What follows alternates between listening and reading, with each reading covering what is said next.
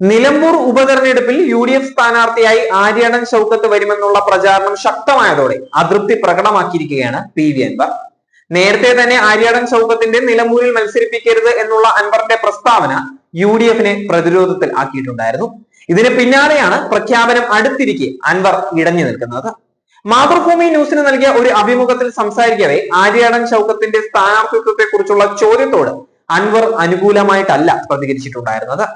ആര്യാടൻ ഷൗക്കത്തിനെ പിന്തുണയ്ക്കുമോ എന്ന ചോദ്യത്തോട് സ്ഥാനാർത്ഥിയെ സംബന്ധിച്ച് തീരുമാനം ആയിട്ടില്ല എന്നും എല്ലാം കാത്തിരുന്ന് കാണാമെന്നുമാണ് അൻവർ പ്രതികരിച്ചിട്ടുണ്ടായിരുന്നത്.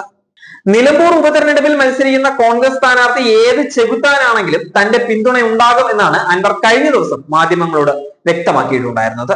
എന്നാൽ ആര്യാടൻ ഷൗക്കത്തിന്റെ പേര് വീണ്ടും ഉയർന്നു വന്നതോടെ നിലപാട് മാറ്റിയിരിക്കുകയാണ് അൻവർ.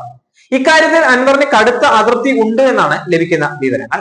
നേരത്തെ തെരഞ്ഞെടുപ്പുമായി ബന്ധപ്പെട്ട ചർച്ചകൾ ആരംഭിച്ചതു മുതൽ VS ജോയിയുടെ പേരാണ് അൻവർ മണ്ഡലത്തിലേക്ക് നിർദ്ദേശിച്ചിട്ടുണ്ടായിരുന്നത്. ആര്യാടൻ ഷൗക്കത്തിന്റെ പേരിന് ഒരു ഘട്ടത്തിൽ പോലും അൻവർ പിന്തുണ നൽകിയിട്ടുമില്ലായിരുന്നു.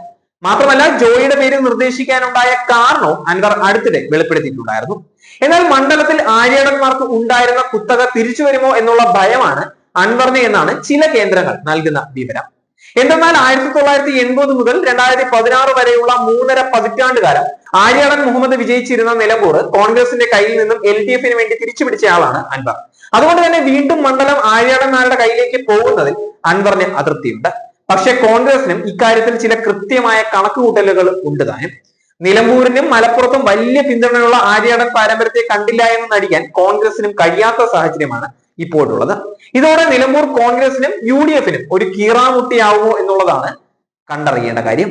അൻവറിനെ പിണക്കിയാൽ അത് ഗുണം ചെയ്യില്ല എന്നാണ് കോൺഗ്രസിന്റെ വിചാരം തന്നെ. മറ്റെന്തെങ്കിലും ഫോർമുല ഇതിനായി കണ്ടെത്തേണ്ടി വരുമോ എന്നതും പരിഗണനയിൽ ഉള്ള കാര്യമാണ്. അതല്ല ആര്യാടൻ ഷൗക്കത്തോ അല്ലെങ്കിൽ VS ജോയിയോ കൂടാതെ മൂന്നാമതൊരാൾ അവിടെ മത്സരിക്കുമോ എന്നതും എല്ലാവരും ഉറ്റുനോക്കുന്ന ഒരു കാര്യം തന്നെയാണ്. നിലവിലെ സാഹചര്യത്തിൽ കോൺഗ്രസ് അത്തരം ഒരു കടുങ്കൈക്ക് മുതിരുമോ എന്നാണ് കണ്ടറിയേണ്ട കാര്യം. ആര്യാടൻ ഷൗക്കത്തിനെ ഒഴിവാക്കിയാൽ അത് LDF മുതലെടുക്കുമോ എന്നുള്ള ഭയം കോൺഗ്രസിന് ഉണ്ട് താനും. നിലവിൽ സ്ഥാനാർത്ഥിയെ പ്രഖ്യാപിക്കാനുള്ള അണിയറ നീക്കങ്ങൾ കോൺഗ്രസിൽ സജീവമായി നടക്കുകയാണ്. ആര്യാടൻ ഷൗക്കത്ത് അല്ലെങ്കിൽ PV അൻവർ രണ്ടിലൊരാൾ വിട്ടുവീഴ്ച ചെയ്യേണ്ടി വരും എന്നുള്ളത് ഏറെക്കുറെ ഉറപ്പായ കാര്യം തന്നെയാണ്. അതേസമയം നിലമ്പൂർ ഉൾപ്പെടെയുള്ള രാജ്യത്തെ 5 നിയമസഭാ സീറ്റുകളിലേക്കുള്ള ഉപതെരഞ്ഞെടുപ്പ് തീയതികൾ പ്രഖ്യാപിച്ചത് ഇന്നലെ രാവിലെയോടെയാണ്. ജൂൺ 19-ന് വോട്ടെടുപ്പ് നടത്തുമെന്നാണ് തെരഞ്ഞെടുപ്പ് കമ്മീഷൻ അറിയിച്ചിരിക്കുന്നത്. വോട്ടെണ്ണൽ ജൂൺ 23-ന് നടക്കും. വിജ്ഞാപനം ഇന്നുണ്ടാവും.